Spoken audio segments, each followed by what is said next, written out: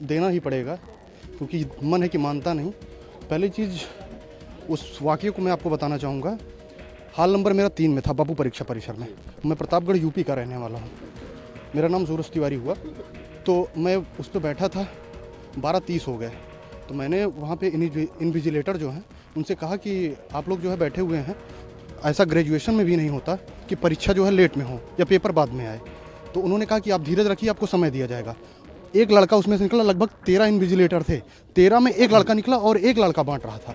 लगभग फिर 15 मिनट बीत गए, 15 मिनट बीत गए, वो लड़का लगभग 20 लोगों को बांट पाया। अब समझिए कि 275 लड़के हैं, बांटने में कितना समय लगेगा। पेपर दिखा रहा है कि ये क्वेश्चन बाहर पड़े हुए थे, और वो ऐसा पेपर नहीं था कि पेपर था, उसमें जैसे जीरोक्स करके लाया हुआ था, जीरोक्स करके वो दिखाया। तो और हम लोगों ने मैच कराया, तो उसमें पहला 2 ही क्वेश्चन देख पाए, क्योंकि हल्ला इतना होने लगा। 2 ही क्वेश्चन देख पाए तो दोनों मैच कर रहे थे। तो उस बात को जो है वहाँ के सीसीटीवी कैमरे को निकाला जाए और दिखाया जाए सबको।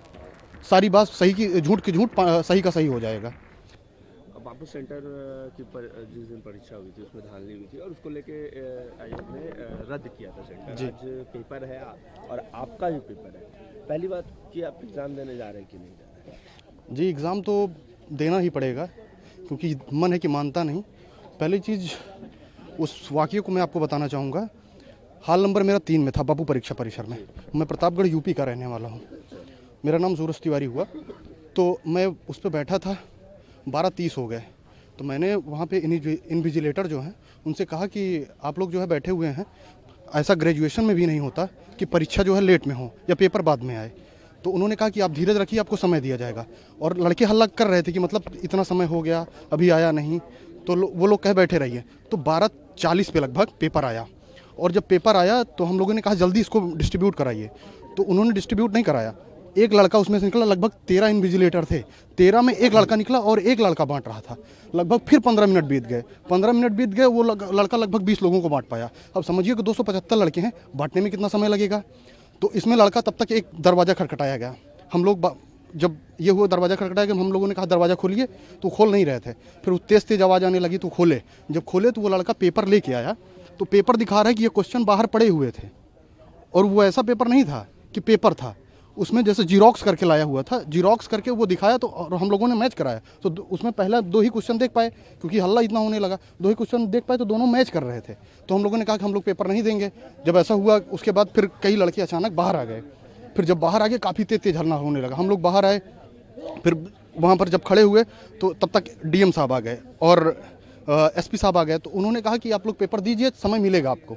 तो हम लोगों ने कहा कि सर इसकी क्या गारंटी है कि समय मिलेगा, पहली चीज़। और ऐसा कहाँ होता है, और पेपर तो बाहर। फिर तब तक एक लड़का गया, तो वो हाई मास्क होता है, हाई मास्क में उसने जाके देखा तो पेपर के बंडल पड़े हुए थे।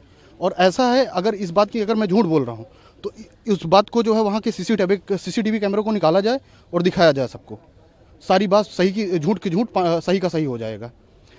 और समझिए कि हम लोग वहाँ से प्रतापगढ़ यूपी से आए हैं, यूपी से आए हैं। अब यहाँ आने में और जाने में 2 बार का किराया 5,000 6,000 हो जा रहा है। और इसका कोई गारंटी नहीं है कि पेपर सही कहाँ जा रहा है, किस वे में जा रहा है। आप एग्ज़ाम देने जा रहे हैं? अब जाना तो पड़ेगा, घर वाले हैं कि मानते नहीं। प्रशांत किशोर लगातार अनशन पर बैठे हैं, आपको इन मांगों को लेके क्या कहेंगे उनको?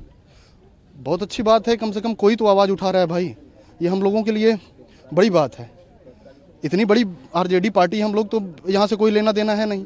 इतनी बड़ी आरजेडी पार्टी है, लगभग 80 से ज़्यादा विधायक हैं उसके। अगर आके सड़क पे लड़ते तो शायद कुछ हो जाता। आरजेडी है, बहुत सारे कांग्रेस हैं, अभी तक कहाँ थे।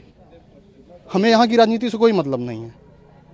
लगातार पॉलिटिकल पार्टीज इसको लेकर मुद्दा उठा रहे हैं। कल भी कई अपोजिशन के जो छात्र भी हैं वो सड़क पर उतरे थे, सरकार से वार्ता भी करने की कोशिश की, लेकिन कुछ बन नहीं पाया। आज एग्ज़ाम है, जी एग्ज़ाम देने भी आप जा रहे हैं जी। क्या लगता है कि अभी भी री एग्जामिनेशन वाला जो आप लोग की मांग है वो होनी चाहिए और री एग्जामिनेशन होना चाहिए सभी?